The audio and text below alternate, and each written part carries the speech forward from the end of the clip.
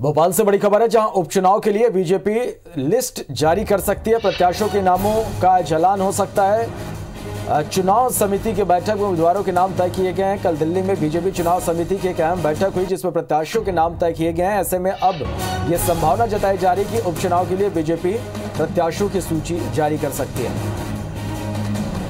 चलिए, सुधीर दंदोतिया हमारे संवाददाता फोन लाइन पर जुड़े हैं। सुधीर, बीजेपी आज प्रत्याशियों की सूची जारी कर सकती है, किस तरह की संभावना, क्या कुछ अपडेट इस पूरी खबर पर?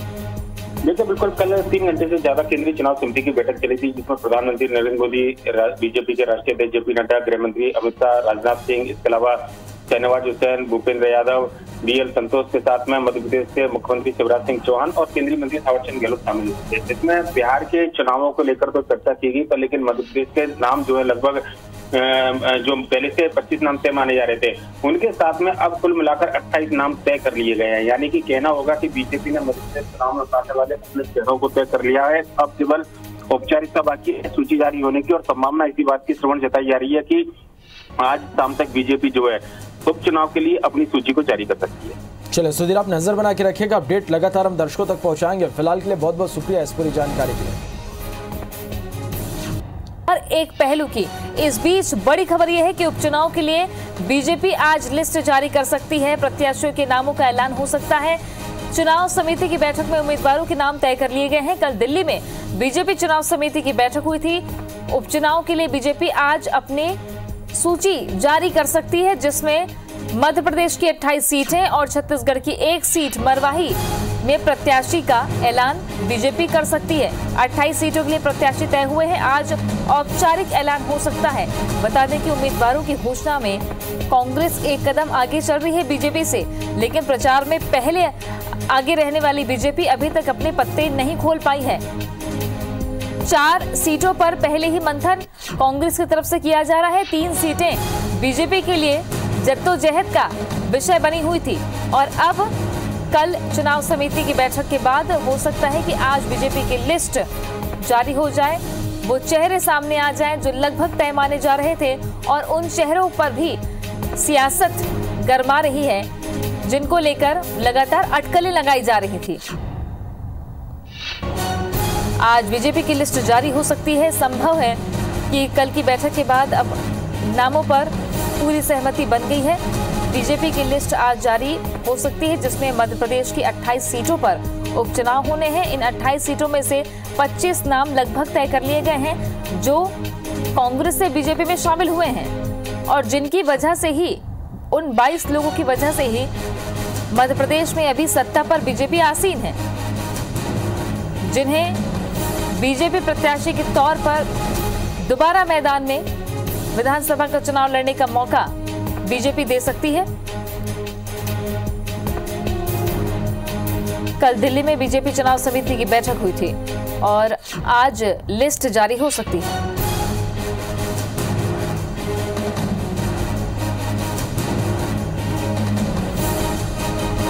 तो मध्य प्रदेश में 28 सीटों पर उपचुनाव होने हैं। छत्तीसगढ़ में 1 सीट है मरवाही। पूर्व मुख्यमंत्री और मरवाही विधायक अजीत जोगी के निधन के बाद सीट खाली हुई थी छत्तीसगढ़ की, जिस पर भी आज प्रत्याशी का ऐलान हो सकता है मरवाही सीट को लेकर।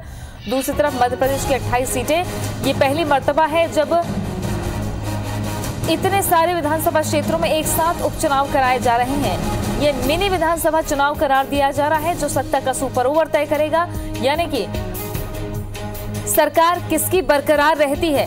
15 महीनों बाद क्या फिर से कांग्रेस सत्ता में वापसी करेगी? 15 सालों का सूखा खत्म करने के बाद जिस तरीके से कांग्रेस की सत्ता में वापसी हुई थी।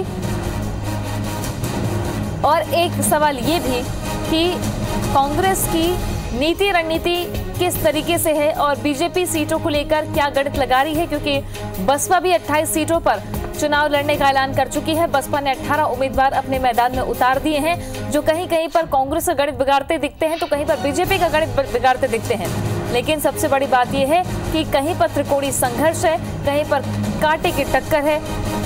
कांग्रेस बीजेपी दोनों आमने सामने है। गद्दार वर्सेस खुद्दार की लड़ाई देखने को मिल रही है।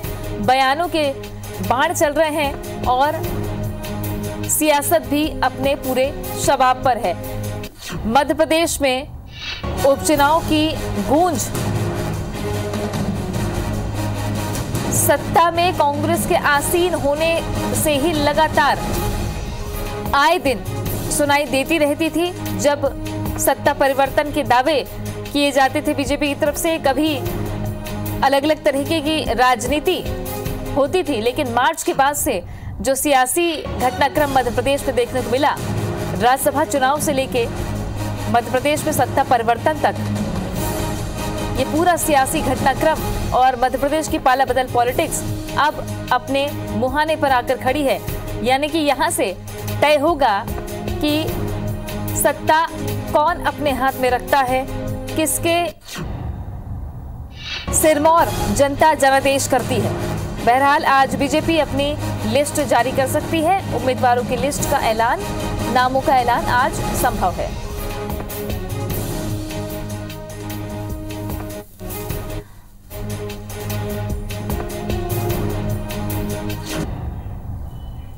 नवीन सिंह हमारे सहयोगी ज्यादा जानकारी के साथ जुड़ गए हैं। चुनावी चौसर में हर एक जो चाल, राजनीतिक चाल ही कहा जाएगा इसे, चाहे कांग्रेस की हो या बीजेपी की। नवीन, एक तरफ बीजेपी की लिस्ट आने वाली है, दूसरी तरफ कांग्रेस भी 4 सीटों पर मंथन कर रही है, तो संभवतः हो सकता है कि अब सारे के सारे समीकरण साफ हो जाएं आज।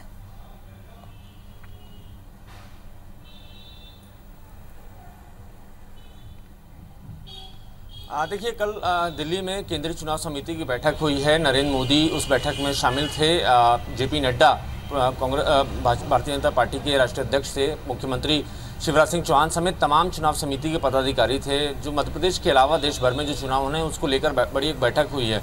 28 सीटों पर मध्य प्रदेश में एक बड़ा उपचुनाव होना है और 28 सीटों के प्रत्याशियों को लेकर भी कल चर्चा हुई है। तो उस चर्चा के बाद माना ही जा रहा है कि आज शाम तक या नामांकन दाखिले की तारीख के बीच में 8 तारीख को नामांकन दाखिला शुरू हो जाएगा, उसके पहले प्रत्याशियों के नाम का ऐलान हो जाएगा। हालांकि खबर ये भी मिल रही है कि ज्योतिरादित्य सिंधिया के जो समर्थक कांग्रेस पार्टी को छोड़कर भाजपा में शामिल आए हैं उनको टिकट मिलना लगभग तय है। लेकिन जो बाकी की बची हुई 3 सीटें हैं, आगर, जौरा और ब्यावरा, इन 3 सीटों को लेकर पार्टी के सामने बड़ी कशमकश की स्थिति है। कई सारे विरोध हो चुके हैं, कई सारे दावेदार सामने आ गए हैं। दावेदारों का एक बड़ा पैनल बीजेपी की तरफ से आया है। इसको लेकर न सिर्फ मध्य प्रदेश की का संगठन बल्कि आला कमान भी इसमें उलझ गया। जिस तरीके से हमने देखा पिछले कुछ दिनों में ब्यावरा से कुछ सामने विरोध आया। ब्यावरा के भारतीय जनता पार्टी कार्यकर्ताओं ने ये कहा है कि प्रत्याशी इस बार जो है नया चेहरा चाहिए, चूँकि जो पहले 2-3 बार से जो जिनको टिकट मिला है उनका विरोध एक तरीके से सामने आ गया। ऐसे ही कुछ दिनों पहले जौरा का भी हमने देखा, जौरा से भी काफ़ी विरोध हो रहा है। जिस प्रत्याशी का प्रबल दावेदारी उसको लेकर एक बड़ा विरोध हो रहा है। तो इस तरीके से पार्टी फिलहाल उलझी हुई है, कश्मकश में है कि आखिरकार टिकट किसको दें। हालांकि जो नाम सामने आ रहे हैं, जौरा से सूबेदार सिंह सिकरवार का नाम सामने आ रहा है, आगर से बंटी ऊंटवाल, मनोहर ऊंटवाल के बेटे हैं, उनका नाम सामने आ रहा है। तो इस तरीके से दावेदारों का एक बड़ा सा पैनल है। लगातार बीजेपी कोशिश कर रही है कि किसी तरीके से एक बेहतर प्रत्याशी का चयन हो सके और ऐसा प्रत्याशी का चयन हो जिससे पार्टी का कोई नाराज़ ना हो, कोई धड़ा या कोई गुट नाराज़ ना हो। इस बीच में पार्टी ने एक सर्वे भी कराया है। सर्वे में जो ज्योतिरादित्य सिंधिया के टीम के जो कांग्रेस विधायक पार्टी छोड़कर बीजेपी में शामिल हुए थे, उनकी हालत काफ़ी ख़राब बताई जा रही है।